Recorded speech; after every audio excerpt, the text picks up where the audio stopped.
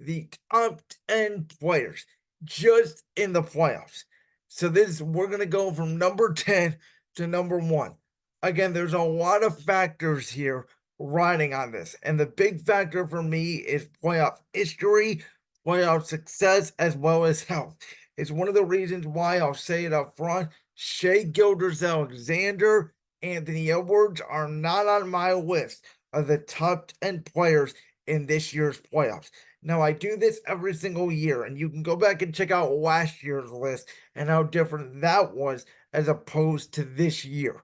I think that the NBA talent, and I'll say it again, we have players like Steph Curry, who's no longer in the playoffs. We have a player like Victor Wembanyama, who I believe is the top five player in this league already. He won 22 games this year because there's no talent around him. He's going to have a LeBron James-like trajectory, though in a tougher Western Conference, which, as I just went over in the previous segment, the NBA playoff predictions, the Western Conference to me may be the toughest conference this year in the history of the NBA. We have players like De'Aaron Fox, who are, again, very good players that, in my opinion, don't even touch this list.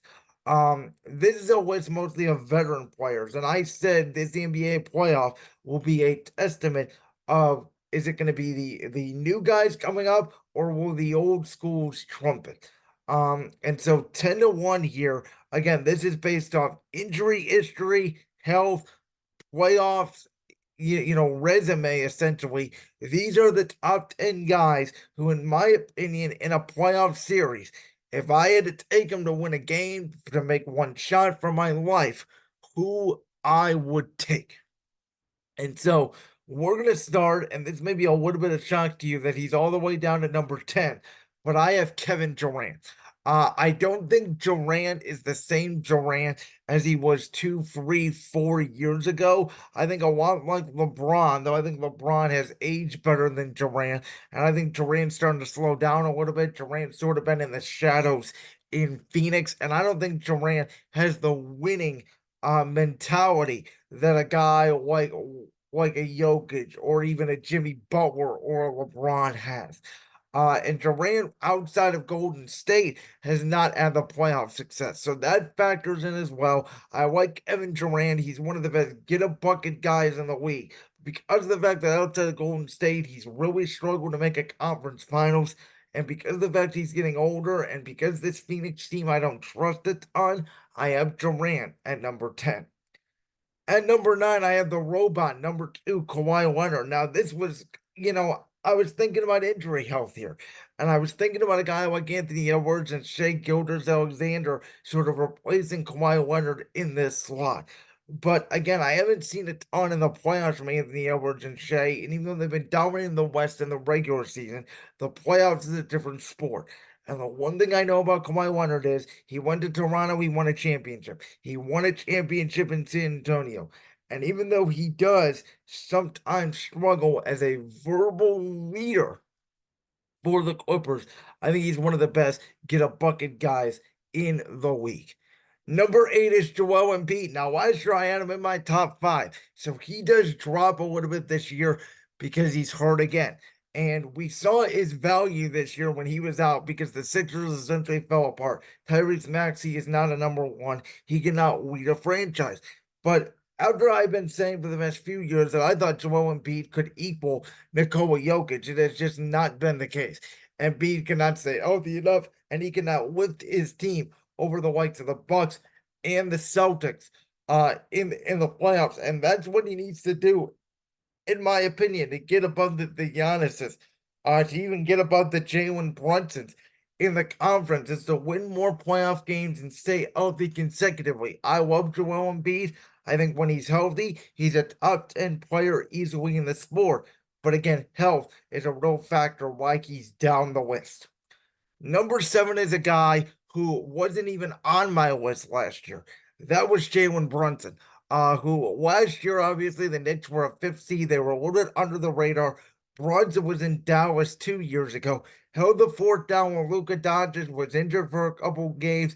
The Knicks brought him in, and he has instantly became a superstar in New York. He led the Knicks all the way to the 2 seed, especially when Julius Randle went down almost by himself. We saw last year again in the series against Cleveland as well as Miami. The spotlight is not too big for him. I think he is a rising superstar in this league. Speaking of rising superstar, at number 6, I have the guy who's never made an NBA All-Star team, and it's not his fault because the Western Conference is so deep. But I think Jamal Murray is one of the most clutch playoff players you can have. I said it last year in the Western Conference Finals.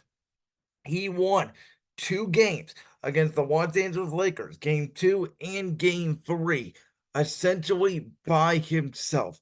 I think that he is the best go get a bucket guy in the league. And while he's had some injury history, he's been healthy the last 2 years, and he is a part of the most dynamic duo in the NBA with Nikola Jokic. And again, in a 1 game series with a game on the line, there are, I would take a Jamal Murray at this point to make a shot over a Kawhi Leonard, over a Kevin Durant, over a Joel Embiid, and over a Jalen Brunson.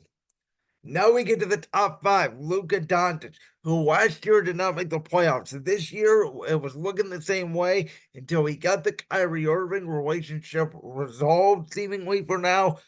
He's back to putting up monster numbers. I said in the previous segment, if they do make a long playoff run, which if Kawhi Leonard is healthy and they can get past the Clippers, is certainly very possible. I think they could beat Oklahoma City. That Luka Doncic is going to pass Michael Jordan for the most points all time in playoff history, which is an extraordinary accomplishment. Luka sometimes I don't love because of the fact that he's so ball centric, and also because of the fact that he complains to the officials a lot, but there's no doubt about it that he is a gamer and he seemingly always shows up. Number 4 is Giannis, and it's hard because I could have made an argument to put, Luka, Jamal Murray, Jalen Brunson ahead of Giannis if we're just talking about playoff success. Giannis, as I mentioned, ever since the Milwaukee won the 2021 NBA championship, he has flamed out. He was hurt, this year in the playoffs. He was hurt last year. The 1 game the Bucks won last year against Miami was the game where Giannis was out. And so I think Giannis is obviously an incredible talent. I think he's right up there with Jokic, Victor Wembanyama, Joel Embiid, Luka Doncic, LeBron, Steph as the best players in the world. But at some point, Giannis, to me, he's got to get a little more of a mean streak, which he had this year when the Indiana Pacers tried to steal the ball from him after that 60-point game. Giannis can go off every single night, but in the playoffs, when teams build that wall and when things get tougher, when you're not getting the whistle, it's why they brought in Damian Lillard to give Giannis help. It's a big postseason for Giannis because if Luka has a big series and Jamal Murray has a big series again, Giannis goes home. It's going to drop Giannis down the list. But Giannis' talent and his skill set ability here is why he's at number 4. Number 3 is the guy that beat Giannis last year, Jimmy Butler. And I'm sorry, it is now Jimmy Butler from this point on, from April to June. The Miami Heat and Jimmy Butler, when you get to the playoffs, there are only 2 players in the league I'd rather trust more than Jimmy Butler. And number 2 on that list is the GOAT, in my opinion, LeBron James. I still think he's the top 3 player in the NBA. A lot of people would say, it's Giannis, it's Luka, it's Embiid more than LeBron. And I say LeBron this year, who played like 66 games, he's more healthy than a guy like Giannis even, or a Joel Embiid, or a Kawhi Leonard. He's aging like we've never seen anybody age before. At age 39, he's still putting up the same stats he put up at age 29. It's incredible. Any given night, LeBron can give you 40 if he has to. Now, in this day and age of the NBA, LeBron cannot carry a team. He's not the greatest defender in the world anymore. But if I had to take a game for my life, I want LeBron on my side, and I have a chance that I feel like I can win every single night with this guy on the court. And then obviously, number 1, the Joker, the best player in the world, undisputably. He can get a triple-double every night if he wants to. And if he and Jamal Murray, who again are number 1 and number 6 on my list, the best duo in the NBA, if they're healthy, I don't think anybody can stop the Denver Nuggets.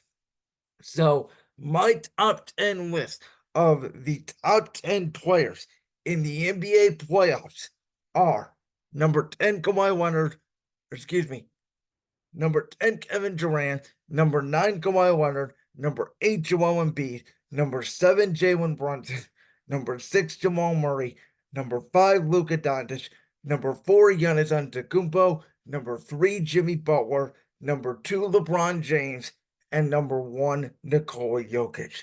So Steph Curry is not on this list. Victor Wembanyama is not on the list. Obviously, they're not in the playoffs. Guys like Jason Tatum to me has to do more to prove their worth in the postseason. Then you have guys like Anthony Davis. You have guys, like a Shea Gilgeous-Alexander who are younger. You have an Anthony Edwards who's a younger. You have Karl-Anthony Towns. There's so much talent in the NBA. This was one of the hardest lists for me to put together. I think you can make an argument for, some of those guys that I had just mentioned. But I am talking about, again, in a 7-game series in the playoffs when it really matters. I'm not talking regular season. April, May, June. Historically, playoff president. I know what I'm getting, and these are the guys I trust the most. Like that clip from the Brands World podcast? If so, make sure you go down there and hit that subscribe button. While you're down there hitting the subscribe button, make sure to also hit the notification bell so you never miss another upload. And make sure you check out all the other clips from the Brands World podcast right here on YouTube.